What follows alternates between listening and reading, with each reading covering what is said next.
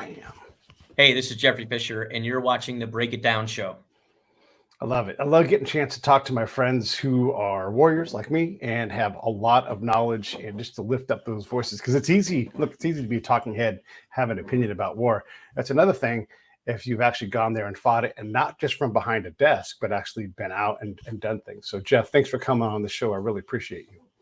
Absolutely, it's a pleasure to be here again. So obviously, I didn't do too bad the first time because I got the call back. So you got the call back, just barely though.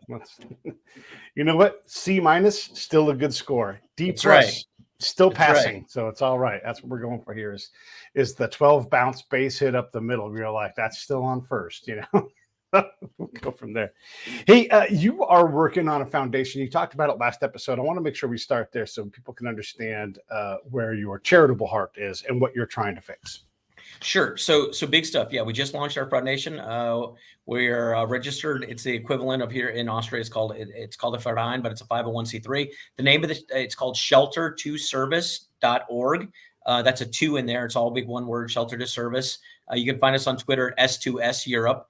But basically, our mission is finding shelter dogs that are viable that we can train to be service animals for disabled veterans and disabled first responders located all over Europe. Right. So, as a guy who's fought in war and fought alongside Lithuanians and Latvians and Estonians and Romanians and Germans and all these NATO allies that fought with us in Iraq and Afghanistan.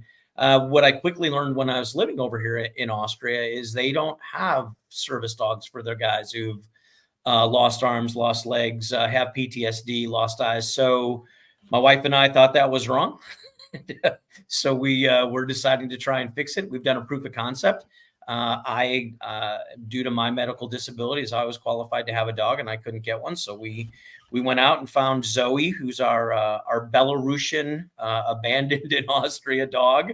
So I've got a white Russian running around here at my feet right now, and she's great, right? So we're taking donations. We're doing great things. Like I said, it took us a year and a half because I know you and I talked a little bit offline about this these and look, getting them right at the beginning. The foundation is hard, right? The foundation of the foundation. So it took us a year and a half to make sure with the proof of concept and finding dogs and seeing if it was viable. And so we're kind of proud. That's probably Zoe. You can hear in the background barking around. She's not very happy. And have you branded the White Russian drink to you pet your White Russian and you drink your White Russian at the same time? Well, it's a black lab from White Russia, so I gotta work on that. All right. Well, either way, White Russian, Black Russian, whatever. There you go. Just as long as you're sipping on the cocktail. Hey, so the other day, John Spencer, who I'm working on getting John back on the show. John is so white hot, and I've known John for a number of years now, and he was already on the urban warfare thing, and he wrote books about it and said, hey, it's coming, if you imagine being in a 100-story building, having to clear that thing, these things are real. And since then, his experience, his access to the battlefield to come in, not only as a warrior, he's not fighting, but to come in with that mindset, but also as an academic to say, this is how the Battle of Kyiv went. This is how, the battle of whatever it's going to be, whatever the fights are. He's getting frontline access. He's talking to world leaders about this. And so when he speaks up, it is a true crystal clear voice of authority. He's not new to this game. And so I wanted first off to shout out to John Spencer, who again, we'll try to get back on the show soon, and his incredible work. But when you see his work, when people put out the messaging on the Hamas side or even the Israeli side and say, here's what's going on, and John's going, no, that's not what's going on. It's impressive. So I guess, what are your thoughts on John's work? And then let's dive into some of that exchange on X that we had the other day. Yeah, so John and I, we go back about a year because we were working really hard on Twitter/X, really to try and bring some truth to a lot of the stuff that was going. And John actually has commented a lot about on you. I mean, he's, like you said, he's the Battle of Ukraine, or the Battle of Kyiv. So he and I are symbiotic. And when he had questions about F-16s and what was capable and what's not, I would be like, okay, yeah. So we back channel DMs. And then when I'm like, hey, I don't understand this about urban warfare. So we've had a lot of chats, right? And I'm proud to say I know him. I mean, his stock has climbed, right? I mean, he's on some pretty powerhouse shows, and that's great. And I still call him I consider him a friend, and reach out to him on occasion. But he's beyond my level now, right? He's a little busier, so I I lay off. But so yeah, I like the guy, and I think he tries to bring some level of reality to this. And what's going on in Israel is a tragedy, right? It's horrific. And it's hard, but that's what war is. I think people believe that somehow war should be neat and clean and follow some rules of the Geneva Convention, and no civilians should die. And perhaps, and this is a perhaps, right? Perhaps because the way the United States and the coalition has decided to fight wars over the last 2 decades, we've set some expectation globally on what all future wars should look like. I mean, there's probably a reason you're not seeing a lot of reporting out of Haiti right now, because if people saw truly how graphic war can be, I mean, you have cannibals eating humans, right? So maybe it's on us. I don't know. Yeah, there's a lot of good points to be made there. One of them is we are really precious with the things we care about, and so we didn't care about Yemen 3 years ago. People did not give a. I would ask our peers who had heavy opinions about things. What about Yemen? What are your thoughts on that? Doesn't matter, because it doesn't matter for the most part. And all of a sudden, our shipping gets threatened. They start launching rockets at us, and we get really willing to kill people real fast, right? And so as soon as it benefits us, it's like, where do we have to drop the precision bombs or put in the Delta guys? By the way, those Delta guys are glad to go do their job, but every mission breaks them just a little bit, until all of a sudden you got some pretty torn up dudes who still work. And basically we burn out SEALs. We burn out Delta guys. That's what we do. And we lose track of that. So as soon as we get to let's go get them, understand the let's is you and me, and go get them means hurting us, and the people that we go get also get annihilated a lot of the time. True. And that's horrible. True. Yeah, I remember I think probably near the high water mark of U.S. forces in Afghanistan, what we were doing to our SOCOM and our SOF community across all branch service, Navy, Army, Air Force, Marines was tragic, right? I was watching the reports on this, and I mean, guys were doing 1-to-1 dwell times, right? Which means, for the people who aren't military guys, it's 1 year in 1 year in theater, 1 year home, if not worse, right? And you can't live like that, right? I mean, that's. Yeah. Because when you're not in theater and you're back for that home 1 year, it's not at home, right? 6 months of that is a workup to get ready to go back in, right? Yeah. So it's horrible, right? Yeah. And that's if you're only doing that pace. That 1-to-1 often is nowhere near 1-to-1, because you also have to, don't forget, you've got to go to this, at minimum, developmental school to put yourself that next rank on, because you are doing time, and every year you are significantly closer to the next rank, 20%, 100%, and so you don't forget, you have to go get this school. So now you leave your family to go to a school, and then you come back, that workup, you're on all your computer-based training annually, the, sexual harassment, cyber warfare. Yeah. Please make it stop. Yeah. It doesn't stop. Yeah. It doesn't ever stop. So when we get into these conflicts, Sherman still has a say in the fact that war is grisly. It's a monster. I talk about it like it's a dragon. And once you let it loose, it feasts on whatever it wants. And so you can say, but don't kill women and babies. And the dragon's like, it just kills whatever it wants to kill. And it kills for decades. The damage from these wars, the Russian-Ukraine war, the Israeli-Palestinian war, it's going to kill people for a long time. It's not going to stop. It's not going to be gentle, because war is not gentle. When we try to put it put some kind of different shirt on the war dragon, it doesn't change a thing about it. And when you think about the nature of humans, if you've done something horrible to somebody, or if you're around horrible things happening, yeah, you're aware that there might be rules and laws, but also you can justify any kind of bad behavior. And so we expect people to act differently than we have acted here in the United States. We've killed a lot of people, and our own people, with these kind of decisions. And so you're right. War is not a gentle thing. Yeah. Go ahead. I was going to say,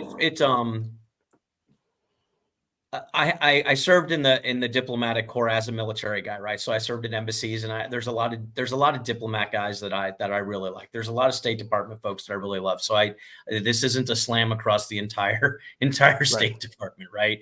But I would tell you that if I was ever to find out who was the creator, right, of the notion or the idea of a conditional surrender, right? A conditional end of a war and a ceasefire, I'd probably strangle them, right? Because this notion that we can bring sides together, we say stop fighting, and we're going to set conditions, right? It's not an unconditional surrender, it's conditional. Then each side takes away from those, even no matter how good the law is written, each side will read that very differently, right? And they will read it to their own advantage. And these things never end. I mean, that we can look at Korea, right? We can look at Kosovo. We can look at the frozen conflicts in South Ossetia, Abkhazia, Transnistria. And the problem is, this is another example where the U.S. government, right or wrong, has created this situation where we said, look, if we could just get them to stop fighting, then eventually they're going to get along. It'll take 2-3 generations, but we just stop them from fighting and they'll all get along and it'll be fine. And the truth is that it doesn't work. That unconditional surrender truly does end a war. When one side shows up at a table with a blank piece of paper that says, okay, dude, what do you need me to do? Whatever you say, I'm going to do. Just stop the bombing. That's how they end. And that's the dragon that you're talking about, right? You have to unleash the dragon to the point where you're like, can you put the dragon back on a leash? we need the dragon to go away. So yeah, it's unfortunate. And I mean, we now have the Biden administration. This isn't a Republican, Democrat, Trump, Biden thing. I'm just saying, right? Biden right now, who's got political pressure, has come out and he said, hey, I want to try and find a way that we can, get a ceasefire and get the sides to the table. And I'm like, here we go again, right? We're going to be set with another Gaza, Israel, Hamas shooting rockets at each other for another 3 decades. Like, dude, one of them has to win. I'll tell you, it's a funny, real quick, there's a funny joke in this, right? And it's not really, war isn't funny, but when I was a kid, I used to really love this song called The Boys Are Back in Town, right? I don't know if you know it, right? And there's a line in it that says, if the boys want to fight, you got to let them. And I always loved that line when I was a kid. And as I grew older, I realized now I like it because, if you break up a fight, someone's still going to want to fight, right? Like, you gotta let them fight. And whether it's in a school ground or in Gaza. I put a link down below to a story about yesterday, Easter, the Myanmar conflict, a battalion being destroyed out there. So the reason why I bring this up, one, is pay attention, everybody. There's a lot of war going on out there. And if you're going to have a hard opinion about one of the wars, understand that there's other wars to talk about. Two, how much of this is an information operation, right? And so people say a PSYOP. It's actually an information operation. And so when we have these informed opinions about Hamas and Israel, what they're doing, or what the Russians are doing with Ukraine or against Ukraine, how informed are you? I mean, are you informed enough to know about the Myanmar? Probably not. And so there's an expertise required to kind of wade into this conversation professionally. Everybody's entitled to an opinion, but then you have to say, gosh, I didn't realize that, a bunch of people were killed yesterday in this fight. I don't even know what side we're on in the Myanmar conflict. Should it even be Myanmar? Should it be Burma? Whatever. All of these questions start to bring in how much of this is informed by the people who inform us about things. And they certainly aren't talking about Myanmar. We want no part of that fight. It's obvious because it never makes the news. Yeah, it's true. I'm the same way. I don't use that example. I use another one. When people want to talk about, war and West Up, where I ask, who's Abu Sayyaf? Right. And they just look at me and they go, who? It's a pretty bad dude. Leads a bad group out there in the Pacific. If you don't like war and you don't like terrorism, you probably should not like him. Right. Unless you have been inculcated and indoctrinated into an information operation. So when we see this fight in Hamas versus the IDF, how much of there's 2 parts to this question. How much of this is information operation and how much of this is political machinations? I don't think you can separate them, right? So I think it's a great question, but I don't think you can. The information operations aren't necessarily intended to just affect a societal decision. It's trying to affect a society that's going to put pressure on those politicians, right? Politicians, if without the pressures of society, they're probably not going to do a lot, right? Yeah. So I think the way that you ask that question, I think it's really hard to answer, because if you can convince the American people that Israel is bad and what they're doing is wrong, and that we the United States, who give millions and billions in defense support to Israel, that we have that lever, right? We get that lever, then the decision makers in Washington and Biden, who's listening to all these protests, who, by the way, is coming up on an election, and they're important. I mean, it's democracy. It's as ugly as you want it to be, but it's how we function. Yeah. It is how we function.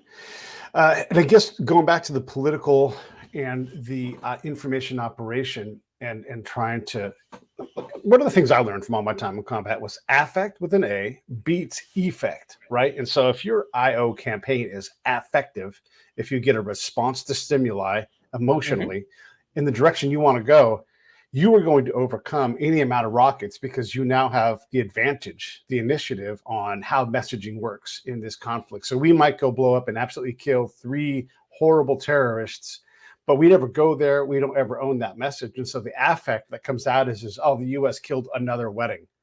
And everybody's going to believe that. It's not the effect that counts. It really is the affect. Now, look, effect does matter, but affect is so much more. And we see that all over the place. You and I, we've both been in Austria in the past year. I've walked downtown and in Vienna, and I've seen the protests. And I'm like, man, there's a lot of affected people out there. You couldn't be more right. And I'll tell you, it's mind-boggling to me, right? I think that the current administration wants to support Israel, right?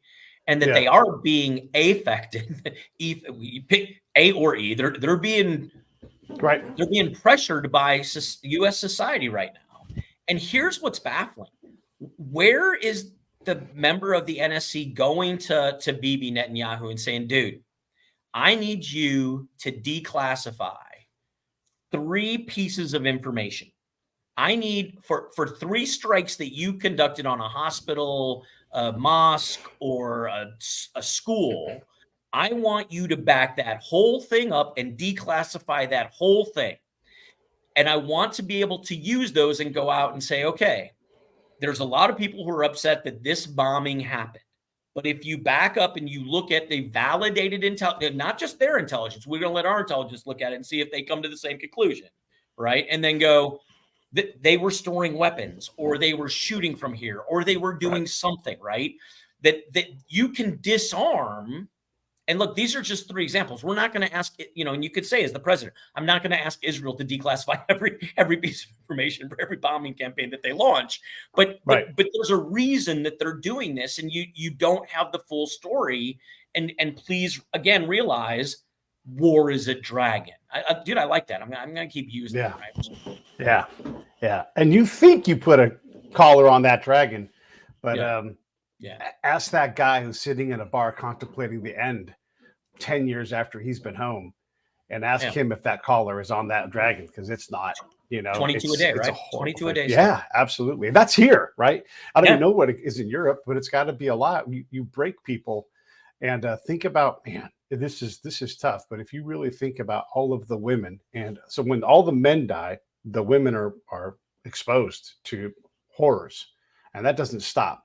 And so we are really dismissive of how many people are dying, but also we basically have no idea of what that atrocity looks like as it plays out over the next 25 years in people's lives. It's horrible. And this is the thing. We're like, when we run out of words and we go to violence, it needs to be. Here's the thing I've been saying. Then I'm going to shut up and let you talk. If we wanted to end the violence, we would say to Hamas, unconditional surrender. Give up the hostages, and then things will stop. But they are prepared to do that. They don't want to bend their neck. They're launching rockets. They're fighting back every day. And so that's when the IO part is kind of revealed a little bit, right? And we find out that, oh, this isn't just a terrorist group that is doing this. These are people working in conjunction with that to create an effect and an effect that they want to have happen. Yeah, by the way, this is a discussion. So if I was just talking by myself, it'd get really bad. So you're welcome to jump in anytime. So that's first, right? So yeah. I look at what's going on in Gaza, and you bring up a salient point. Gaza has been at war with Hamas, has been at war with Israel for so long, right? And they've done so many things that are atrocities. Again, but look, it's war. It is. Look, that's not to dismiss. So for those whatabouters out there, yes, I'm not really pleased with some of the things that Israel's pulled up either, right? But the point is this: neither side, because of these decades of conflict, can see a place where if they were to say, okay, I do unconditionally surrender, that they don't think that there's light at the end of the tunnel. I mean, this is the brilliance. And I every day I grow more fond of George C. Martin, because, when Germany surrendered and Japan surrendered, the United States and the Allies had the chance to say, dudes, it's on. You don't have a country anymore, right? You're gone, right? And instead of that, they actually said, you know what? We're going to pick you up, dust you off. We give you some money. We're going to let you rebuild, and we're going to make you back into a powerhouse. You're going to have defensive forces only. And by the way, decades later, we said, okay, you can have offensive forces now too, right? I mean, what other nation in history, right, has ever done this, right? No. Oils, and we just gave them away. And C. Marshall, because of those decisions, created a situation where Europe and Japan, right, have experienced one of the longest periods of peace in modern history. But who's the George C. Marshall of today that could be communicating to Hamas to say, look, you come in with that unconditional surrender thing, we are going to promise you there will be a Gaza, that there will be still Palestinians living on the water in the Mediterranean. There, we will fight and advocate for this kind of stuff. I don't see a George C. Marshall right now. Yeah, no, neither do I. I've got some guys coming up on the show too who work at that level, and we'll talk, and I'll ask, and they'll say not around. That's not not political statement, but those people don't exist right now, or they don't have a voice where they can have that kind of authority to command that thing. And the guy who says Russia comment, you can fuck off. I'll let Jeff talk all he wants. When you earn the stripes to get on this show, you're welcome to come on, but you're not. So shut your yap, or I'll bounce you out of here. So. All right. The whole Israel Hamas thing, talking about like when you read Bibi Netanyahu's book, the one from 2022, he characterizes all of these small things as wars, right? And they get to describe that. They have an Iron Dome defense system for a reason, because they have this antagonistic neighbor. And so the ability to deal with that requires them to machine up and everything else. And by the way, if you look at the history of Israel, in the 1900s coming forward, basically every year someone has attacked them, and they're forced to be bristly. They get to believe that people want to kill them, because guess what they keep trying to do? They keep trying to kill them. And so this history that they have is problematic. And I wonder often out loud on the show here is, will we see a point where Palestine doesn't exist at all? I'm not talking about being recognized, but like there will be Gazans, like Rhodesians, that will walk the earth with no country. They won't have a place to go. And like that's Kurds.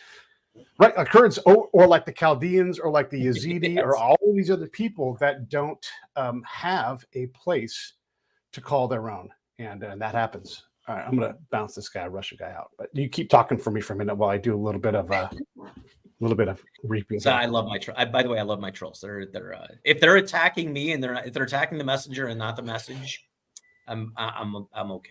That means that they don't know this. It's all right. Yeah. But it's interesting. I think that I think if we get to the point of where there is a ceasefire and there is a unconditional surrender, I do believe that one of the things that the United States will stipulate is to say if Israel wants to keep getting their defense budgets, right, their free money, there's going to be a Palestine. There's going to be some construct of a Palestine, right? Now it might be de-armed and it might have NATO forces or UN forces walking around it, and it might, and UN's probably not after what we found out about the UN mission that was going on there before. I'm not so sure it's going to be the UN again. But there'll be some entity that comes in and manages that. I would have a hard time believing that it won't be there. And that should, to be fair, that's another strategic message that should be coming out of 1600 Pennsylvania Avenue right now. Is this, hey, dude, we're behind Israel, but we're not letting them eliminate. Palestine will exist at the end of this. There will be some construct of Palestine that would at least kind of simmer some of this, some of this protest. Yeah. Yeah. And if Pete was president, which he's not going to be, wouldn't take the job if offered, I'd be talking very directly at Iran. And we would work on some kind of path. First off, let's get you to behave, because otherwise it's going to start costing you things. And then once we get past that, then we can work on building you up to be less of a rogue state. But I wouldn't be having, if that's where my attention would be focused. And it probably is, right? We don't get to know all these things. They happen over at your next door neighbor's place in Switzerland. That's where all those things happen. But, that's a problem. Saudi Arabia is moving towards a normal Western kind of existence. They have their problems. Israel does. The U.S. does, right? But they're moving towards this way. Iran seems to be moving further and further away. And this will transition us over back to Russia, because it turns out those guys just not that far away from each other. Yeah, who would have thought that Saudi Arabia would be entering someone into the a woman into the Miss Universe pageant? I mean, that's right. Big step right there. Right? Yeah, so, and we have to give credit for this. They can drive now. Yeah, I don't think she's going to win. I mean, she's probably a very nice lady, but hey, it's a step, right? And I'm impressed. And to be fair, she's dressed. The dress that she was wearing, she's dressed very modest. She's clearly an attractive lady, and this is obviously approved by the king, right? Right. This probably doesn't happen if the king doesn't say okay. Yeah, right. So. Yeah, for sure. Yeah, and they are moving this direction. So how do we, if we're going to be good at statecraft, how do we get Iran to come back a little bit, stop funding, which is the craziest thing, Sunni militia members to do their dirty work for them via proxy? And get bring Lebanon back to the wonderful place that it is supposed to be, a resort laden, beautiful. I mean, we're going in the wrong direction here, right? Yeah, 100%. Yep. Yeah. So Tehran to Moscow, I think it's like 1,300 miles. I'd have to check my distance. It's just not that far, right? And so you can have things like pipelines. You can truck things back and forth. You can put stuff on railhead and move a lot of gear. And why wouldn't those guys support one another, right? They're sort of in this fight. And when we lose track of the fact of how influential Putin is and how he can, I'm not saying he started the October 7th attack, but he has that lever to go, why don't we pull that trigger now? Because the pressure was heavy on him before that. It was, it's interesting. I'm publicly educated in the state of Indiana, so let's start there. Right, I've graduated from NDU and stuff like that, but I like to try and break things down to keep them relatively simple, right? And I look at the United States and I try and look at it like a neighborhood, right? We live in a really nice neighborhood. We got nice neighbors. We got such nice neighbors to the south. They're trying to get in, right? But I mean, relatively in the north, we've got Canada. It's the longest undefended border in the world. And to be fair, we're not belligerent to our neighbors, right? We don't pick on Canada. We beat them up in hockey, and that probably makes them mad, and I get it, right? But but you look at what goes on over in Far East Europe, right? Azerbaijan, Armenia, Russia, the stands. This is a bad neighborhood, right? This is the neighborhood that everyone has walls. They all peek over their walls, right? They try and move their walls into each other's neighborhood and into each other's lawn. They try and cut pieces. Yes. When they put up a wall, they angle it off into a corner, and so when they all. It's just a really bad neighbor, and that's how they've gotten along for centuries. Ever. So so that this notion that somehow they're going to turn into a good, I mean, this is why I keep saying, like, you can talk to me about all you want about BRICS, right? You can talk till you're blue in the face about BRICS. Okay, let's see it, right? It's going to be a hot chocolate mess. Yeah. Boy. All right, what direction do I want to go from there? Okay, let's back out. Let's back out and let's talk about Elon Musk, John Spencer, Bill Ackman, and all these people that were interacting on X. And so if you have someone like John Spencer, who we opened up talking about, his credentials and how fantastic he is, also a friend of mine, got his phone number in my phone right here, sitting here. So when Elon chimes in and says Ukraine should dig in because we don't want, Ukraine to lose its entire nation, right? I don't even know if that's a realistic point of view. And then why are we going World War I, digging in and holding ground? That's grisly.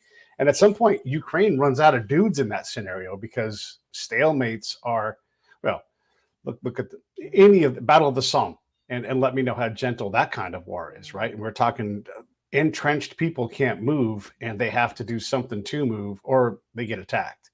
So what are your thoughts on Elon's position in general? So I'm going to start on my foundation of Elon, right? So I bought Tesla stock, a lot of it, in 2014 through 2016. Just loaded up on it. I believed in the guy, right?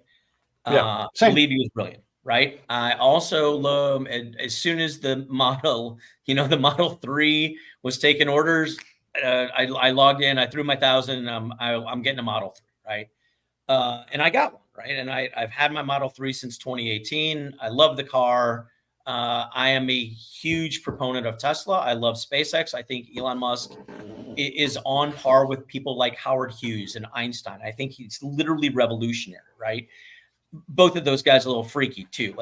And Nikola Tesla, right? Also a little freaky, right? Yeah. So to expect this guy to be the kind of guy that you want your daughter to date is probably a little off kilter, right? He's not normal, but I love him, right? And world needs people like this. Don't get me wrong. So I'm a big Elon fan. And look, I there's things that he says I don't like. There are things that he does that I don't like. I as the CEO of Tesla, I wish he shut his mouth sometimes because he's hurting my stock, right? I made like sixfold, so I've lost twofold. I'm still fourfold. It's good, right? So that's the foundation. Like, so I'm not. This is not I want to beat up on Elon Musk. Right. Same.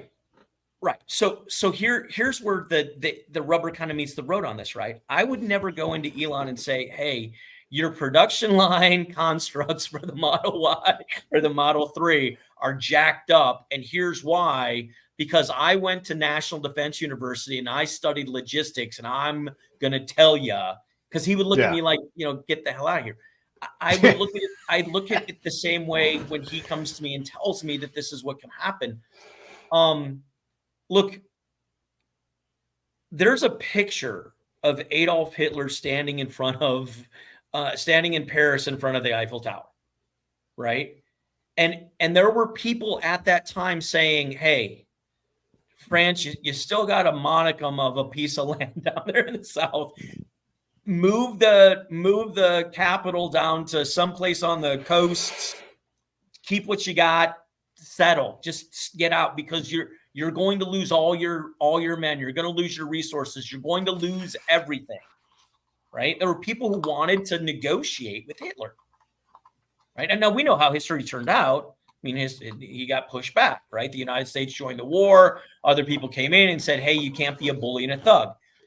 Do I think so let's be careful. Do I think that the United States is going to start giving, sending troops? And no, that's not what I'm saying.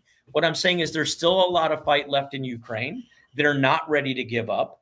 To just assume defensive positions is a really bad strategy, because like if you've ever played chess, just to play defense, you never win, right? You have to take the initiative at some point to go after the king. That's how the game's won, right? So I think it's really bad that he gives that. He's not talking about these F-16s coming in. He's not talking about, you've got Macron and the Polish president, and now there's hints that some of the leaders in the Baltics are actually willing to find creative ways to maybe let their troops take a really long vacation and go do stuff, right? So this war is not done, right? It's not over. So Elon, stick to building cars. I like you a lot. I would love to talk to him. I'd love to go onto a space with him and David Sachs. David Sachs is a little bit more of a nefarious actor because he does business with Russia, right? He gets his medals and stuff from Russia. So when he comes on and he's fighting, he's really fighting for himself, right? He would love the war to end. He would love the sanctions to be lifted so that he could get back to making money. So yeah, we can get back into David Sachs in a minute. One of the amazing things, and again, to Elon's credit, he buys Twitter, now it's called X, so that we can have these conversations. This thing is broadcasting live on X right now. Hey, everybody. And so he's open to this, right? And when people say, he's always pro free speech until this happens, and then you go and you check the conversation, like, no, the thing that you said about him is still active, it's still present, and if I use a word on X that the robot automatically flags, I can go in and say, I used the word faggot properly. I was talking about a bundle of sticks. And they're like, oh, you know what? Never mind. And the board, it comes back up. So to his credit, he doesn't mind allowing, within reason, that I think that we all are willing to say, you can say whatever you want, but you can't do certain things that involve violence and that kind of thing. So he's not doing that. And he promotes the conversation to happen. He does not know. He does have that context for SpaceX and the Starlink system and what that means in terms of how he wants his commercial product to be used in war. And that gives him a very high level, probably above strategic impact on these things. But yeah, when you get into order of battle and where people need to be, that's operational and tactical. And he's out of his depth. He's entitled to his opinion. But I think if we did have a space, or Pete would like you to do it on his show, but whatever, I would love to sit down with him and talk about these things, because I'm sure he's well thought in his approach. But like anybody who works that level, and this is why I do the Ground Truth Center, he doesn't have the clarity of what it means to put hot food in the mouth of someone in a trench. All of that stuff gets really hard, and he might be great at logistics, but some of the reason why we're so effective and capable in combat is we can move anything. Our soldiers never run out of Doritos. They never run out of chew. And when they do, oh boy, it becomes a problem. So there's a lot of things to be said about the nature with the level of which he's talking about. Talk about the big things, talk about moving things, railheading and all that stuff. But when you get down to John Spencer's level, you get down to Jeff Fisher's level, down to P.A. Turner's level, we're going to run laps around anybody who wants to kind of half-ass that, because you haven't had your boots on the ground. If you haven't been shot at, then you are already significantly behind what it means to walk out into a valley in Afghanistan or walk across a farm in Ukraine, knowing that you are on the playing field. When I say playing field, we all know what that means, the battlefield. So have an opinion, but let's get an informed opinion and let's improve that. We can talk about David Sachs next, but any comments on that whole little thing I just said?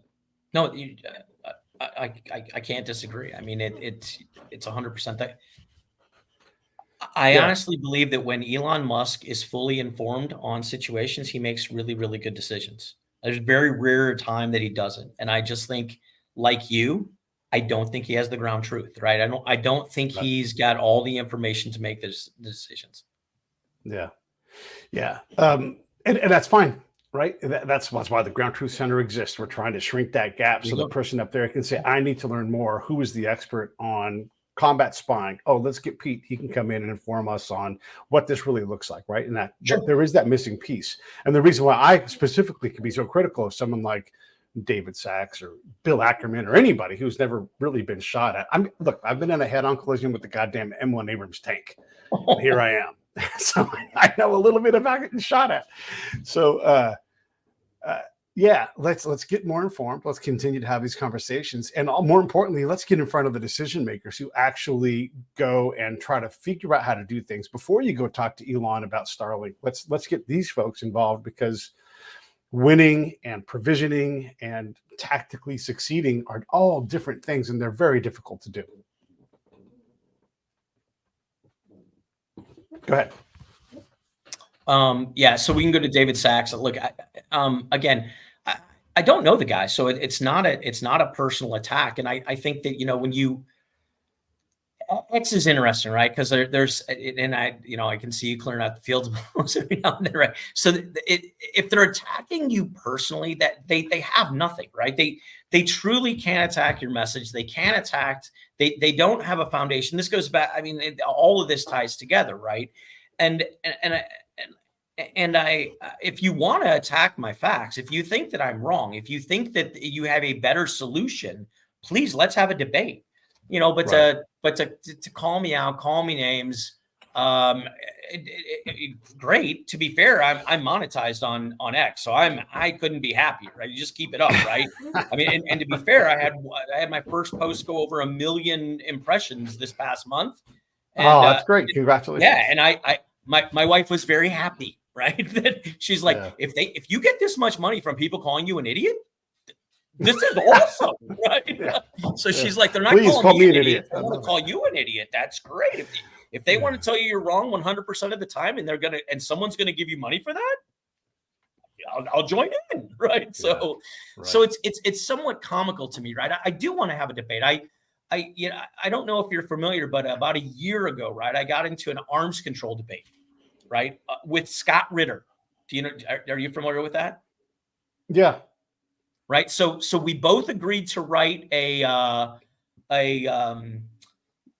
1,000 word essay on who was responsible for all the arms control, the breaking up of all the arms control agreement. He was going to say it was the U.S. responsibility. I said it was Russia. And then after we wrote it, we each had a 500 word rebuttal essay that we could write, and then we're going to post them. Right. And I'm like, this is great. To be fair, I'm not a big Scott Ritter fan. I don't like pedophiles.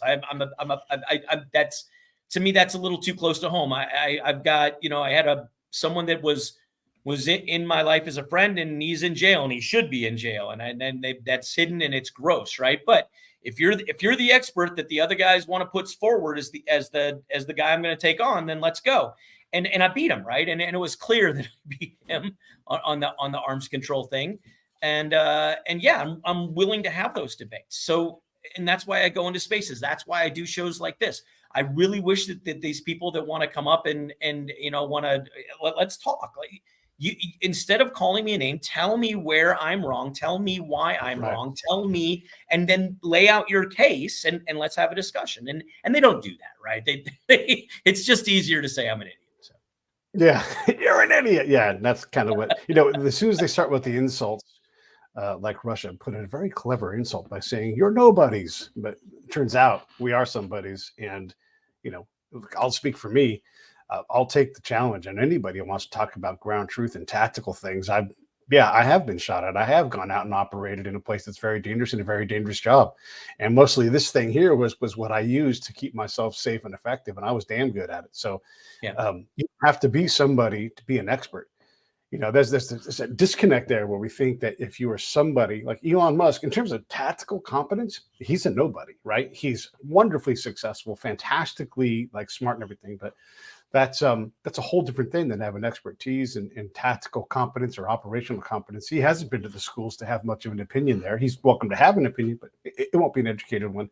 And so when you take these insults and everything, you kind of put them together like, oh, you're adorable. I'm harder on me than Russia could ever be, so he can say whatever he wants to say about all that stuff, because I know what it is. And I'm not speaking for you, and I know you've commanded troops in combat, so I already know that you have the credentials, but I'm just not going to speak for you. So when people do throw these insults around, they need to understand that, we're going to have these conversations. So I want to say that. And then the next thing I want to bring in is you and I can have a conversation about Ukraine and Russia. We can disagree on, let's say, 20 points in a row, right? Where we're animated in our disagreement. But I think we both can say, that there are problems, though, on either side of these arguments, because these things are not binary. They're multivariate. And by the way, wrong guy gets shot at the wrong time, and the whole thing falls apart. And you're like, I didn't see that coming. And so you and I both know that we don't know enough to know anything. And anybody who claims they know everything, they haven't been shot at. Oh, yeah. Or they're not sitting in the NSC. right? Right. So they're not sitting in the National Security Council. They're not walking in, sitting in meetings with Zelensky or with Putin, right? So, and neither are we, but we've been in enough of those meetings, or we've been around enough of those meeting situations, right? And I get it, right? It's interesting. I was literally sitting as the Ukraine war started off, right? With the invasion into Crimea. I was on calls with General Breedlove, to the National Security Council, sitting with my ambassador at the OSCE and listening. And I was, instead of just listening to the topics, which of course I did, but I was able to understand and learn how the NSC works, right? Who's allowed to speak? How are decisions shaped?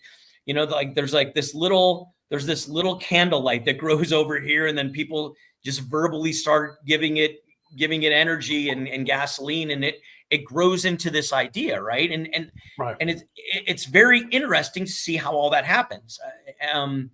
So yeah, I get it, right? And I understand how those things happen. And if people want to know, I'm happy to talk about them. I mean, it's I can't talk about the classified aspects, but I could talk about the context of Sure. what was going on, and that's really, really important. You know, I don't claim to know everything, but I do know what 2 squadrons of F-16s are capable of, right? I flew, you know, I also, like, I kind of chuckle, you know, there's no doubt that Russia outnumbers on the ground Ukrainian forces, right? Yeah. But I would argue that the Serbian forces vastly outnumbered the coalition forces during Operation, because we didn't even have one. We didn't even put a guy on the ground during Operation Allied Force, not one, right? We beat them solely with air power, which is pretty important, right? It's pretty fun. Yeah. The thing about the candlelight, a lot of what we do is a sales job. And again, the politics come in. So your approach or your policy mindset will create a certain amount of energy for your thing. And all of a sudden you got 2 candles lit because, hey, you're on my team, you know, but it's impossible to know. All they can really do is kind of pick a direction and then put decisions that no one can make on the boss's table, whatever level of boss we're talking about. It's the same thing in the intel world. If I go out and I tell you what I think, you can question my analysis, but you can't question what I observed and where I was. Yeah. Those are just the facts, right? And so we're all trying to put these things together. And I'll just talk from the intel point of view. If I go out and I find out a crucial piece of information and it takes me a paragraph to explain one little part of it. Now, I'm writing in a vertical and a horizontal manner, so it's very hard to write these sentences so they stay clear. An analyst will go and pull out the piece they need, which might completely change all of the context, and put it into their report and say, you know, whatever it is. And they don't do this to be mischievous or to be deceiving. It's just given what they see, they take something out of context from me, and all of a sudden I see my words and I'm like, that is 180 degrees, not what I am talking about. So I'll get a hold of that analyst and I'll say, hey, who wrote this report? You got to know that is not what I saw. And they're welcome to pull my thing out. I'm not challenging anybody, but I am trying to provide that ground truth so they can make a better decision. The NSC is the earth to the moon away from me. And so my ability to inform them, it just doesn't exist. There's no way for the telephone game to work. Yeah, fair, but I don't sell yourself short. I think I know a lot of intel analysts, and they're all great guys, right? There's not one I can think of that I didn't enjoy having a discussion with. And look, almost every single one of them to a T also, you know, would pull the PDB, the President's Daily Brief, every day and see if any of their analysis got in the because that's a big deal, right? It's a huge deal. Yeah. And I've never seen one get more mad when something that one of his pieces got put in completely out of context, right? So the people putting together the PDB, Presidential's Daily Brief, right, for intel, had taken something that he had said and twisted it to the point where they wanted to, and now it's going to the president, right, and everyone else who reads the PDB, so I get it, man. I completely understand. I want to go back to John Spencer a little bit because his academic work is important because it takes a long time. These are just whatever's worse than ponderous. These are very slow moving machines, like 100-year clock. And so he's saying, pay attention, urban warfare, these types of conflicts, all this tunnel warfare going on. we may never encounter that again, or it may become the norm. You don't know. And so the people that do the planning at the higher levels are trying to sort out, how do we build that capacity? Because right now I got a bunch of Marines that know how to donkey stomp a door, go in and take out bad guys in a room. And you're telling me now we got to develop tunnel fighting capability. And oh my gosh, all the decisions that go into that. We can't build a new ship. It takes decades for us to build a ship, right? And so you're talking about tactics that are going to be brought in because of John Spencer's work. And have no doubt, like everybody, people are paying attention to what John says.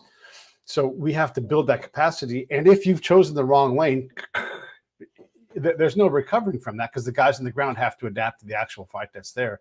And so none of these jobs are easy. And it's very easy to say, wow, Pete's a compelling guy. His storytelling's great. We're going to take his thing. And, of course I believe in what I do, right?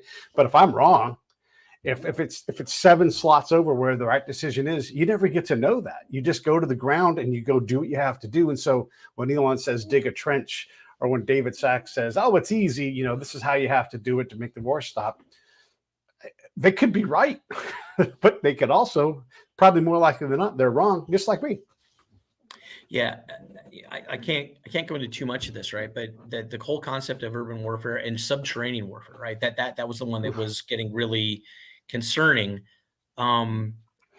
So out here, there's a training range called Grafenwehr, right? It's the big army training range. But what's interesting is Austria is kind of the home to, if you will, of digging these tunnels, right? So these tunnels through the mountains and through the Alps, there's a lot of Austrian companies that are exceptional at this. And I know that there were talks between the company that built for a university a tunnel system that was the whole subway system. It's one station basically, and then but the whole subway station is a training ground for emergencies, for first responders, right? So there's observers, there's observer stations, there's cameras, there's everything. This whole setup is for first responders to be able to go in, because you can't shut down the Vienna subway system to do first responder. So they created this thing, and some special people went in and said, that is awesome. We would really like to build something like that where we could also do first responder training, but responding into a different type of situation. So I'll end there. This is crazy. At least they're smart people. I love that you brought up Grafenwehr, Hohenfels. These are massive training grounds, and the world's your oyster if you're a commander on what you want to train on, whether it's mass cal events or, whatever, order of battle. If I go there in my job, I'm in Vilsec and we're doing practice source meets, and I'm drinking hot chocolate all day because I'm the mayor of Vilsec, and people come in and they meet with me, right? Like, that's how different the world is. But if I don't do that, if you don't have someone who's got my experience, I need to play the roles, right? That's people should pay me to play roles all the time and teach spies how to do spy stuff. If you don't have that hard experience, if I'm not making them chase me as a source, then I don't care how much time you spend on Grafenwehr you need to get the fuck off of there. You need to get into Vilsec and have source meet after source meet. That is not how we train, though. We go out and we're like, every soldier must carry a rifle. Like, get out of here with your adorable rifle self. You don't need your counterintelligence agents carrying rifles. You need them to be proficient at conversations. Sure, have a mastery over the weapon, be able to take it apart, but get them to Vilsec, hire great role players who have been shot at, who've run sources in combat, and get them smart on that so that they can do the 4 things that I'm supposed to do as a combat collector: help the commander win more, lose less, help the enemy lose more and win less. And if I can create that capacity, then you have a chance at putting my eyes, my experience, my networking, so that when I go to talk to Colonel Fischer, he's like, oh, this motherfucker knows what he's doing. And I can help you run your machine because you don't have enough guys like me, and we don't build enough guys like me, right? And that's just my little tiny discipline. Yeah. That goes to every single discipline. Like, how much time do we waste? One of my biggest pet peeves in the military is when they teach you in the native language that you're going to go to. We're going to go to some part of Afghanistan where they speak Dari, and they teach you how to say the words, do you speak English in Dari? And I'm like, all you have to do is say, do you speak English? If they do, they will say yes. And if not, they will look at you like you're crazy and say, no, why did we just spend 5 minutes learning that phrase, right? We should do something else. We're so bad at prioritizing tactical capability because of these things like computer training or time on a range or whatever it's going to be. So Pete, you're going to love this, right? Sort of a quick vignette for you, right? So, and this is one of my favorite vignettes because you just hit on something when we talk about Grafenwehr and Hohenfelds and the training range, right? So early 2014, Crimea gets invaded by little green men. I'm at the OSCE as the senior military advisor, the chairman's advisor, and my ambassador. And my ambassador at the time, Ambassador Baer, right? Ambassador Dan Baer, builds a relationship. I set it up with Major General Cavoli, who is the commander of the training ranges, right? And he says, hey, he tells General Cavoli, he's like, look, I'm the ambassador here, and we have 57 nations. Many of these people these are ambassadors on security from European nations who don't understand truly how coalition forces work and what they do. And I'm looking at my ambassador, I'm like, there's no way that these ambassadors don't, sir, I just can't believe you, right? But he's like, no, Fish, I'm telling you, when I have the conversations, these guys are clueless. And I said, okay. So Cavoli invites them to come up. So we bring a busload of OSCE ambassadors to Hohenfelds, right? Spend the night, nice dinner, do the ambassador stuff. But then General Cavoli brings everyone out onto the battle space in the training range, okay? And in the middle of the training range, you know this, there's a coffee shop in a little village, right? And they go in and they buy coffee. And of course, there are all these ambassadors are kind of looking around like, why is there a coffee shop in the middle of a combat range? And the German ambassador, the funniest thing, because Hohenfelds and Grafenwehr are in Germany. Like, he's a German. This is in Germany. He goes, General, why is there a coffee shop in the middle? He's like when we take a country, or we take a village, we have to manage it. We have to establish a mayor. We have to make sure that because if they turn on us, now we're fighting multiple wars. We have to give the people what they need. And I was amazed that the German ambassador sitting at the OSCE giving advice and information on, European security had no clue that his forces, he just thought it was a bunch of tanks that ran into each other. Yeah, right. And that is a great assumption, right? And this goes to the overall point about ground truth. Yeah, exactly. But you would have loved, I sat there and I was befuddled when I watched him ask that question. Yeah. It's and then just going back to and we're not trying to talk about my job specifically, but I think it illustrates the point. Like, it's so specific and it's so diversified once you get in there. And I imagine flying things and provisioning the flying of things is the same thing where, like, I'm a pilot. However, this is the one little silo where I have my expertise. If you ask me anything about this one, which we are the same jobs, we'll understand each other, but I can't do. That's how my job is. So when I go into Vilsec, which is, it's 20 minutes away, right? I have to get cleaned up. I can't have all this army paint on me because commander's like, where's your war paint? And you're like, all right, I need to not shave. I need to look like a German dude because I have to go operate. I have to operate in Germany proper to work on how do I blend in without looking like I'm blending in. And these are very subtle things to stand out. And then, of course, in my case, the battalion commander and his W5 come walking up in their fatigues and in their uniforms. And I'm sitting in a cafe for hours and I'm trying to hey, get the heat off me, man. like I don't want people to know, but all that stuff is what goes into being capable at the ground level. And so when someone like David Sachs comes in and talks about things and he's got business, things, okay, great. But how do I feed that strategic advantage? How do I feed that tactically and operationally so that we can move the strategic dial closer towards whether he's wrong or right? Yeah. If I can't give him any kind of win in that string of things that has to happen, then the guy at the ground is left holding the bag going, hey, I'm just trying to survive out here. I haven't had green lettuce in weeks. I get brown lettuce, right? And David Sachs has no idea what that existence is like. I lived on a bookcase for a month at one point. Real, that's actually happened. And not taking shower, all these things that warrior has to do. It's fine. We're tough. We'll take it. But when we lose sight of what these things mean, it's easy to get shit wrong and not feed the strategy because you're not in any way tied to the ground. Yeah, 100%, right? And there's sacrifice, right? And they so when we talk a little bit passionately about this, it's not because we think we're going to lose or we're trying to defend a position that's indefensible. It's Yeah. because I had skin in the game, right? It's Right. because I lost a guy, my whole battalion, right? I lost one guy, and since 2007, I've had his name on my wrist, right? And Yeah.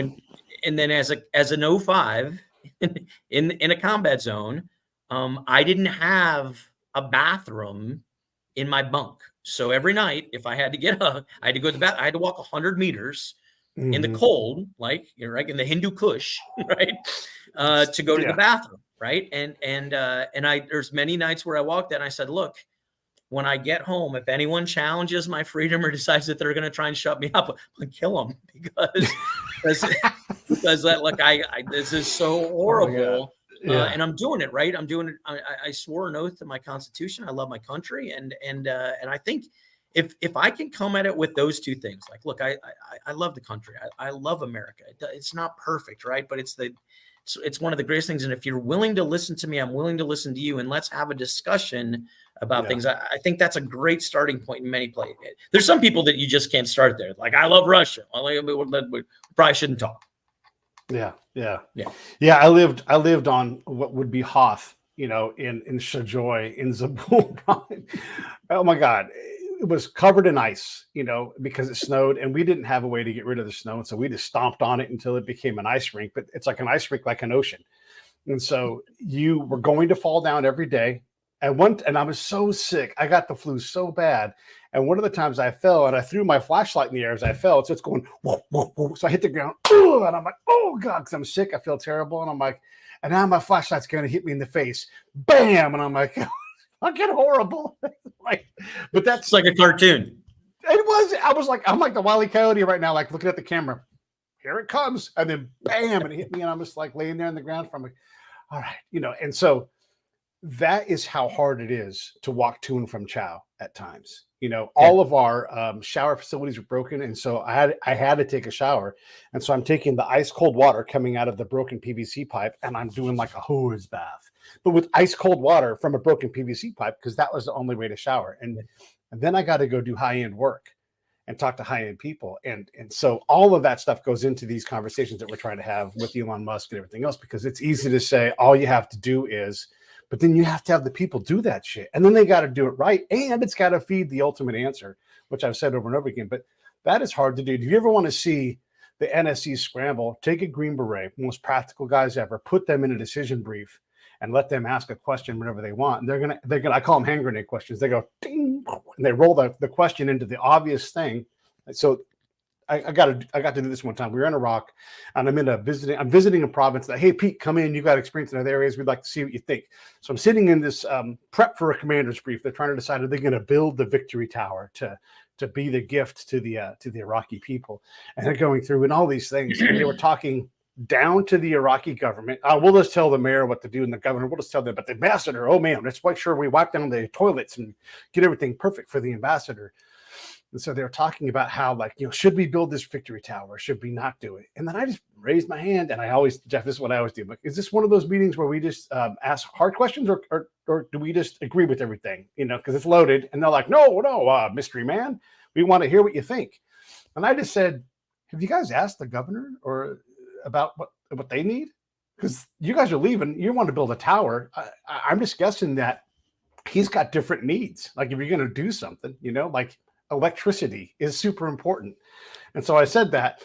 Then we went to lunch, and all these captains and majors and colonels came up to me. Hey, thanks for saying that. Because you think big and you think like these grand things and legacy.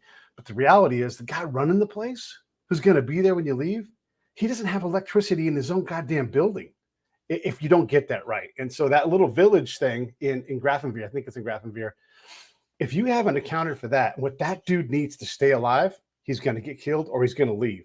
And so how do you win in a place like Ukraine, which is rife with corruption next door to its enemy, and they're going to be next door when they're done, and they're going to have to transact business, and we can't make it so it's so hard to transact business that they do it illegally, right? These are hugely complicated things.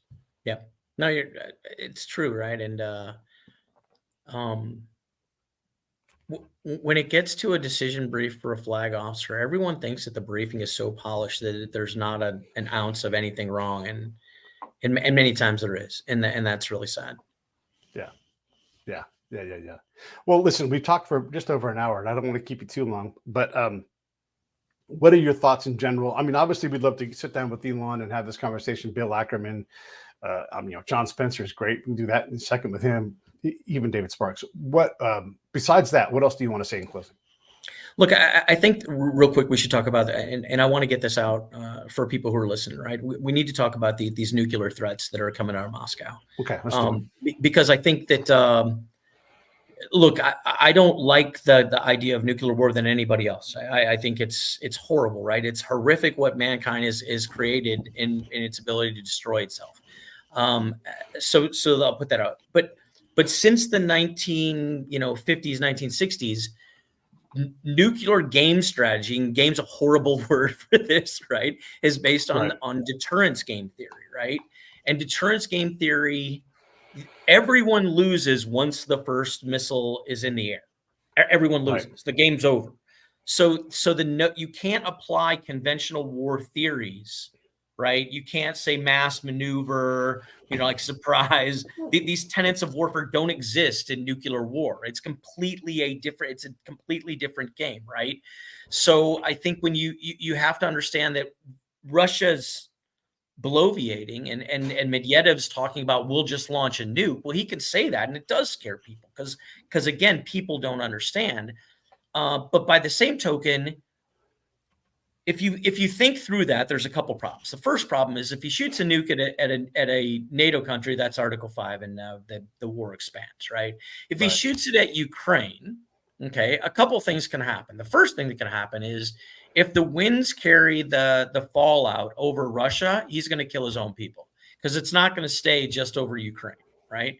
Correct. And if the winds carry it to the west, it's going to fall out over NATO. Right.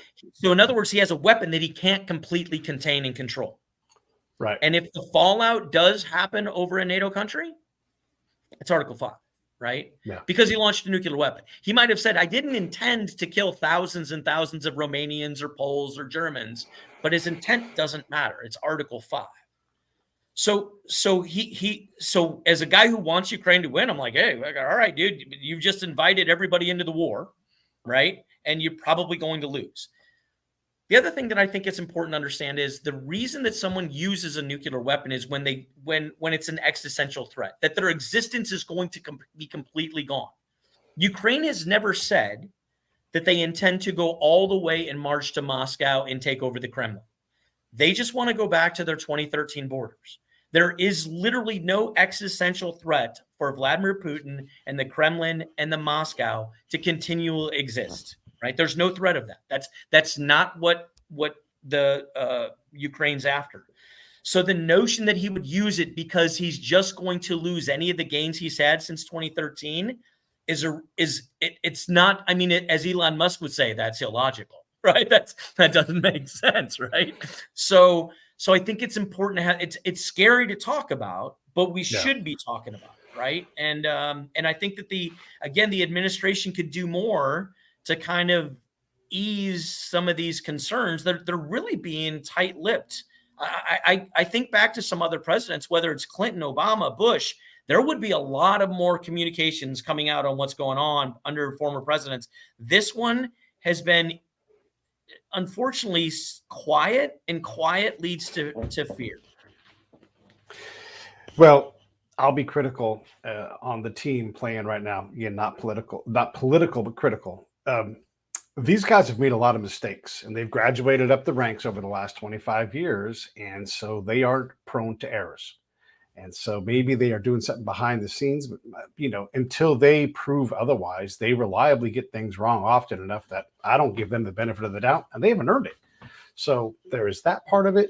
And the other thing I wanted to say, nuclear war, World War III, these are things we throw out there really fast because they are scary, as you said. But the amount of energy, the amount of money it takes to have a World War III, it's just not there. There are too many other things. We're so our interconnectedness has made this a lot harder now. Now, could it expand and bring in other players in the Mideast, and could that link to Europe? Sure, maybe, but it's really hard to keep that much animosity and struggle. Very expensive, and so it is almost. I mean, every time a $1 trillion ship gets sunk, like how are you going to replace that, right? Like it's really hard to do. True, Pete, but words have literally lost their meaning. World War III, nuclear war, you're a Nazi. Right. Name them all. I mean, right? None of them mean... Even existential threat. Everything's an existential threat, yet everybody exists. Right? Exactly. Sorry, you got me. Right. But we throw them around so much, they don't carry the gravitas that they should anymore. Yeah. Anyway. Yeah. So I'm with you on the nuclear war thing. And by the way, if you don't want to be the guy who leads Russia, do it. And there's no tactical nuke, right? That's still going to be, again, if Pete was president, which he's not, and he would refuse the job if offered, there'd be a problem. There'd be one of your peers flying over and sending some messages like, hey, Putin, I'm going to send some messages here. Here's a list of targets. You can pick from them. The rockets are already on the way. So this is going to happen. What do you want us to do? Because, this is going to cost. And then you're going to need to step down. All right, thanks, bye. And then that's it, right? You just he would get hit so hard. Russia wouldn't be the same Russia anymore. The Kremlin could be in rubble. It would be deservedly so, right? it's so far beyond the pale. You hope that it doesn't happen because all the reprisal would just be awful. It would make October 7th look like nothing. The amount of death and destruction, and all of the war dragons get out then and feast on Russia's corpse. Yep. I'm with you. Anything else to say before we wrap this up? I had a great time. Thanks a lot for inviting me back. I love it. And I'm glad. I loved watching you fight the trolls down below. It was good. You did a good job. It was an awesome job. Yeah, well, I got a bunch of angry A's fans coming after me on Twitter too, so that's always fun. But that's a different story. All right, I'm going to roll this. I'll say goodbye to you in a second. Thanks, everybody. Hey, thanks for watching the show. I really appreciate it. Right here, you can subscribe. Please do that. It makes the show grow. Hit that notification bell so you know which incredible guest is coming up next. Down below is the PayPal link. You can put a small subscription in. That is an enormous help. All that money goes right back into the show. And then right up over here are the next episodes you should listen to, curated by yours truly. Thank you so much for watching.